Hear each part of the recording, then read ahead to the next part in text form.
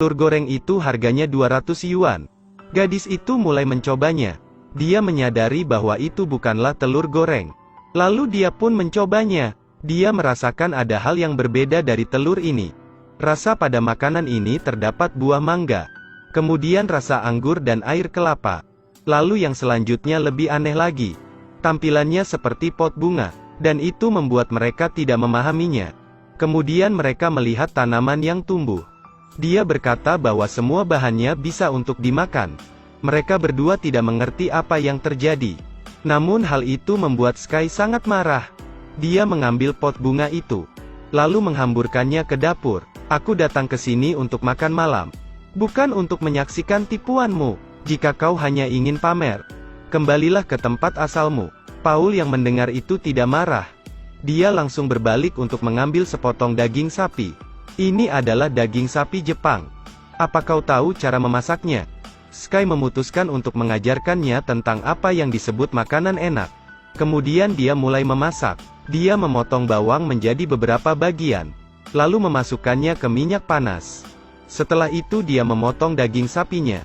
Kemudian memasukkannya ke wajan dengan bawang itu. Aromanya langsung bercampur menjadi satu. Selanjutnya dia mengatur suhu apinya. Lalu menambahkan beberapa bahan yang diperlukan. Dan hidangan pun sudah siap. Ini adalah tumis daging sapi. Bagi Paul ini adalah hidangan yang biasa saja. Dia langsung mengeluarkan pemanggangnya. Lalu memanggangnya selama beberapa menit. Kemudian memotong daging sapinya. Lalu diletakkan dengan hati-hati di atas piring. Setelah itu dia mengatur posisinya. Dia menggunakan korek api untuk menyalakan alatnya. Kemudian menggunakan teknik khusus. Dan dibiarkan selama setengah jam. Lalu rasa daging sapi dan sayuran itu akan menyatu. Konsep makanannya jenius tapi dia tidak ingin berkembang. Gaya makanannya akan tetap sama. Dia melakukan ini karena dia ingin memenangkan kontes memasak. Dan dia percaya bahwa dia akan menang. Sky pun menghirup aroma makanannya. Dia menyadari bahwa Paul sangat berbakat. Oleh karena itu, Sky berbalik lalu pergi. Paul pun mencicipi masakan Sky.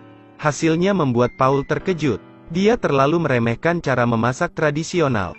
Setelah itu kontes memasak diselenggarakan. Mereka berdua datang untuk memperebutkan kejuaraan. Sky sepertinya akan memasak seekor bebek. Pertama dia mematahkan kakinya, dan mengolah kulit bebek itu.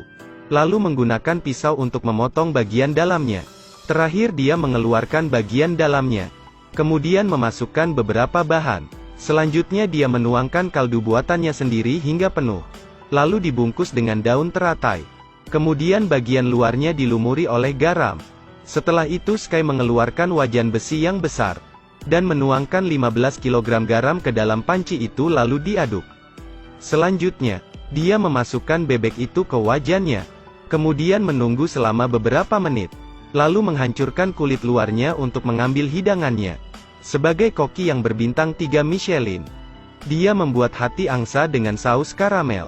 Pertama, dia menggunakan foil untuk membungkus daging angsanya. Kemudian menuangkan air hangat, lalu dimasukkan ke dalam microwave selama beberapa menit. Setelah itu dia membuka foilnya, lalu dipanaskan menggunakan obor kemudian dipotong. Selanjutnya dia membuat tampilannya menjadi menarik. Dia menggunakan sepotong nanas di bagian bawah. Lalu hati angsa diletakkan di atasnya. Terakhir ditambahkan sepotong buah prem merah. Hidangan foie gras karamel ini tidak hanya dihias dengan indah, tapi rasanya juga sangat enak. Pada akhirnya skor keduanya sama. Sulit membedakan mana yang tinggi dan rendah. Tapi juri itu menggunakan alasan dekorasinya. Jadi kemenangan diberikan kepada Paul. Dia dapat mewakili China untuk bergabung dengan kompetisi memasak dunia. Sky yang mengetahui hasilnya lalu pergi. Namun di luar dugaan, pada akhirnya Paul yang akan menjadi pemenang. Alasan kenapa dia bisa menang adalah karena bosnya. Dia sudah menyuap para juri. Wanita itu ditunjuk untuk menggantikan Paul dalam kompetisi internasional. Wanita itu bernama Mayo. Ternyata dia adalah orang yang sangat baik. Karena Paul ingin menjadi koki kelas atas, dia sengaja berkencan dengan Mayo. Namun akhirnya ketahuan bahwa Paul tidak mempunyai cita rasa. Semuanya hanya berkat sebuah buku. Jadi Mayo mencuri buku itu, lalu pergi memberitahu bos. Paul sangat kecewa. Dia pun keluar untuk meminum sebotol anggur. Tanpa diduga, Sky melihatnya dan menghampirinya. Kedua orang itu menjadi sangat dekat. Setelah menghilangkan kontradiksinya, dan memutuskan untuk bergabung dengan Sky. Ini adalah persaingan internasional.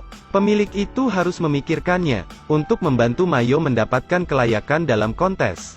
Peserta lain mulai memotong daging. Dan hanya Paul dan Sky yang berbeda. Mereka membuat jus kacang. Sky memiliki teknik yang sangat istimewa. Sepiring tahu Sichuan pun telah siap. Hidangan ini adalah kombinasi timur dan barat. Mayo menggunakan buku masak Paul untuk membuat makanannya. Semua makanan terlihat sangat mewah. Dan tahu Sichuan terlihat sangat biasa. Tapi juri akan merasakannya dan pasti mendapat pujian yang bagus. Ternyata Sky yang mempunyai idenya. Dia memotongnya seperti pola ubin bunga. Jadi cita rasanya akan sangat luar biasa. Kemudian dia juga menggunakan pasta daging sapi untuk membuat bola besar. Dan perasaan saat meleleh di mulut juga sangat menarik. Yang terpenting mereka juga tidak lupa asal-usulnya. Tahu Sichuan itu berasal dari Cina. Akhirnya Paul dan Sky memenangkan kontes memasak itu. Mayo hanya terdiam dan merasa malu. Mereka pergi ke Paman Hong untuk bekerja sama dengan Sky dalam mengembangkan toko Seven Kai. Akhirnya Seven Kai menjadi toko makanan tradisional paling terkenal di daerah itu. Cerita pun berakhir. Ikuti terus Edelweiss Review untuk mendapatkan update cuplikan film berikutnya.